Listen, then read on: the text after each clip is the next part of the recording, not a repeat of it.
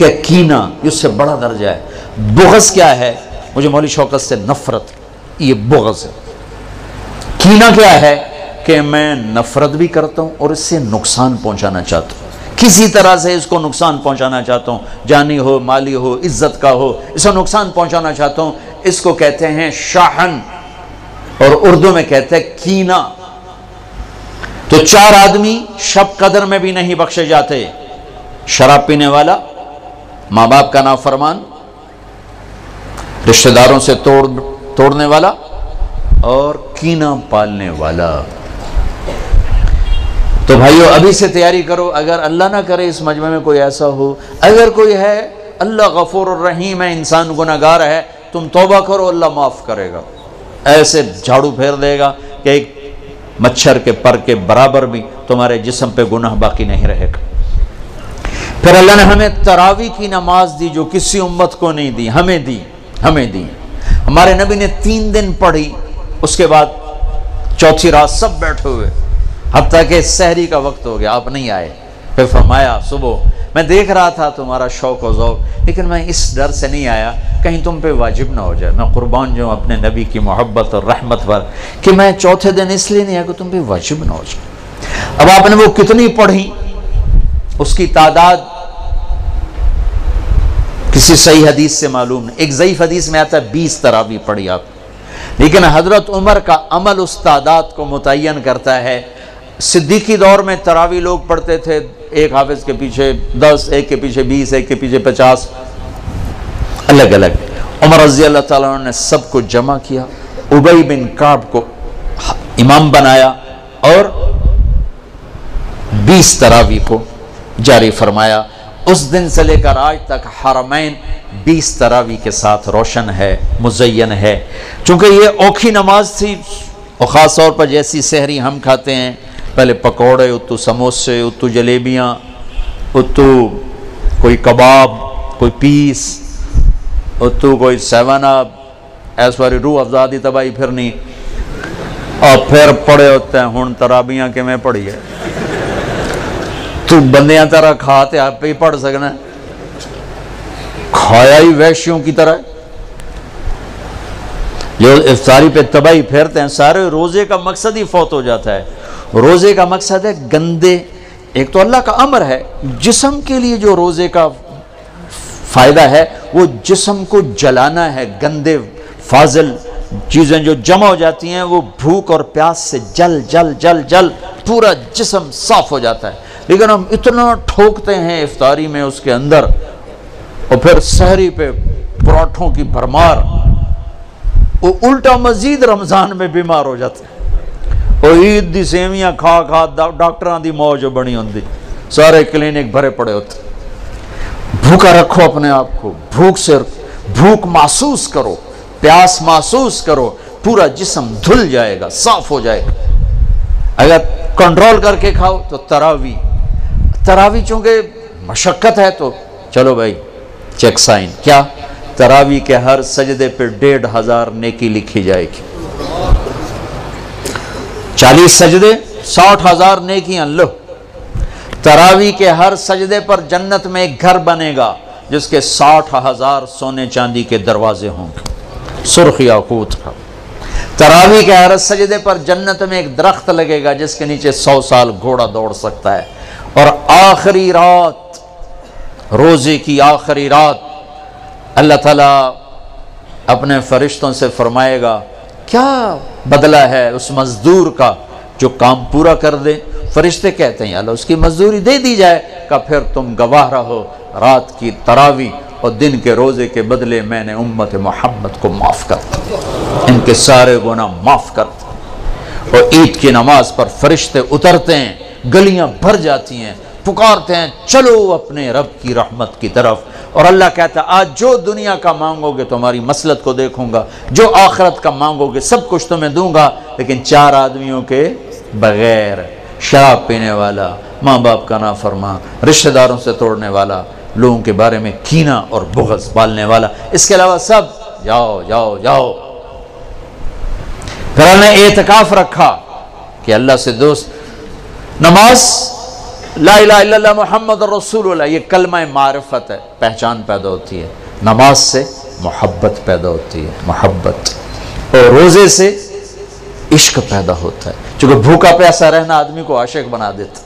عاشق ہوویں عشق کماویں، دل رکھیں وانگ پہاڑاں ہو، سہ سہ بدیاں ہزار علامیں کر جانے باغ بہاراں ہو، منصور جائے چک سولی دیتے جڑے واقف کل اسراراں ہو، سجدیاں سر چائیں نباہو توڑے کافر کہن ہزاراں ہو، عاشق سوئی حقیقی جڑا قتل معشوق دے مننے، سر نو جوڑے تے مکھ نہ موڑے، بہمیں 100 تلواراں کھنے، سچا عشق حسین علی دباہو، سر دتے تے راز نہ بننے۔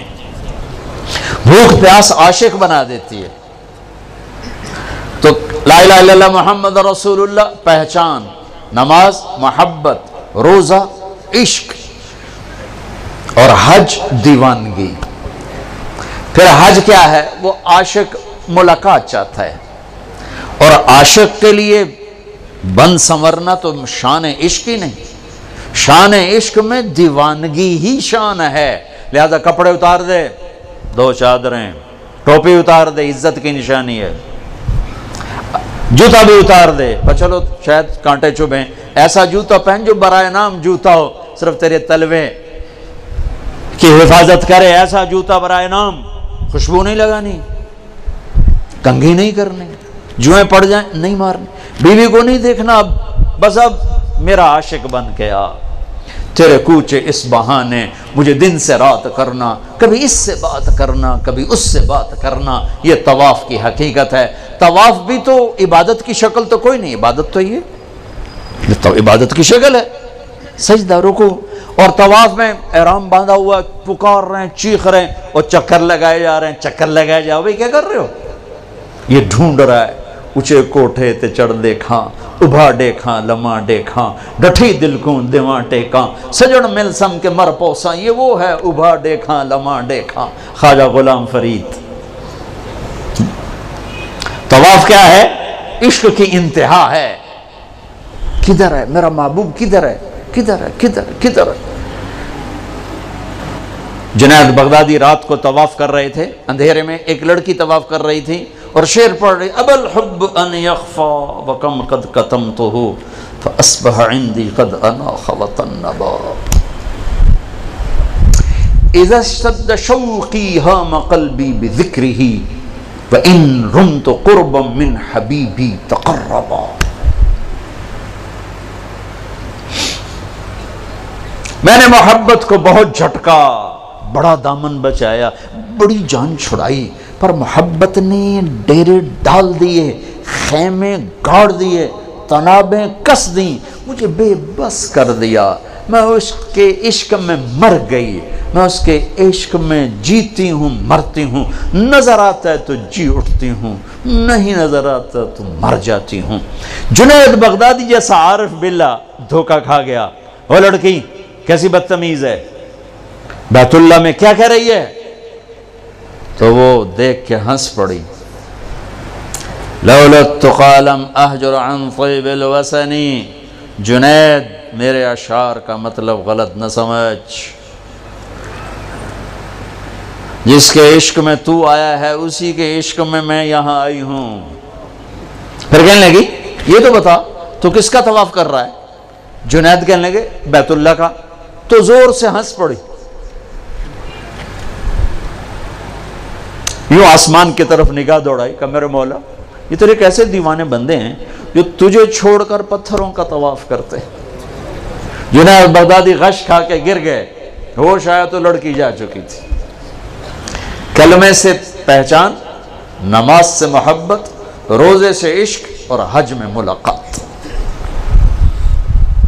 ملاقات کا سفر ہے یہ پاگل لبیک اللہم لبیک جیسے دیوانہ چیختا ہے، چیخو، خوشبو لگائی تو جرمانہ دینا پڑے گا، ناخن کاٹے تو جرمانہ دینا پڑے گا، اتنا مضبوط کر دیا، پورا عشق کا نقشہ بنا دیا۔ العج والثج، چلانا، ای الحاج افضل الشائث الطفل، یا رسول اللہ سب سے بہترین حاجی کون ہے؟ کمیلا کچیلا जुएं पड़ी हुई, जो सबसे ज्यादा दीवाना नजर आए वही सबसे बड़ा हाजी है। तो रोजा मोहब्बत को भड़काता है, आग लगाता है, क्योंकि भूख एक आग है, प्यास एक आग है जो आतिश इश्क को भड़का।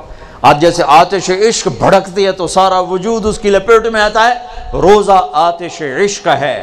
पर हमें भूख लगती, मालदार लोग एसी में पड़े रहते हैं, और वैसे ही 60-70% रोजा रखते ही नहीं। अब तो हमारे देहातों में किसी को पता नहीं होता रमजान है, किसी को पता ही नहीं होता। तो शहरों में अल्लाह ताला जज़ाए खैर दे पठानों को, सरहद के इलाके में चाहे कोई कितना ही बुरा इंसान है, रोजा नहीं छोड़े, रोजा जरूर रखे, रोजा नहीं छोड़ते, अल्लाह उनको जज़ाए खैर। उनकी औरतें भी, उनके मर्द रोजा नहीं छोड़ते। तो अल्लाह ने उसमें एतकाफ रखा, एक दिन का एतकाफ, ओ हो 10 साल की बेरिया इबादत से अफजल एक दिन का एतकाफ, 3 खंदक जहन्नम से दूरी।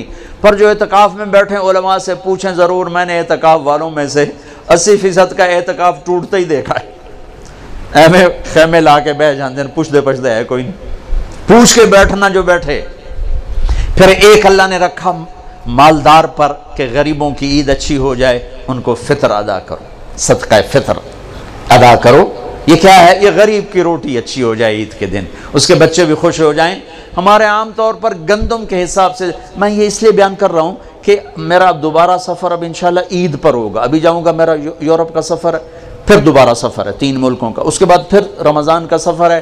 तो अब ज़िंदगी रही तो ईद पे मुलाकात होगी। तो ये बातें मैं रमज़ान में यहाँ बताया करता हूँ, लेकिन मुझे लगता है रमज़ान में यहाँ नहीं होगा। तो ये सारी बातें मैं आपके सामने अर्ज़ कर रहा हूँ। सदका फितर है, आम तौर पर लोग गंदम के हिसाब से देते हैं, जो आजकल मेरे ख्याल में 80 रुपए बनते हैं। मैं आपको अपने नबी का तरीका बताता हूँ, उस पे दो तो आपको अजर मिलेगा। हमारे नबी देते थे सदका फितर किशमिश का और खजूर का, और किशमिश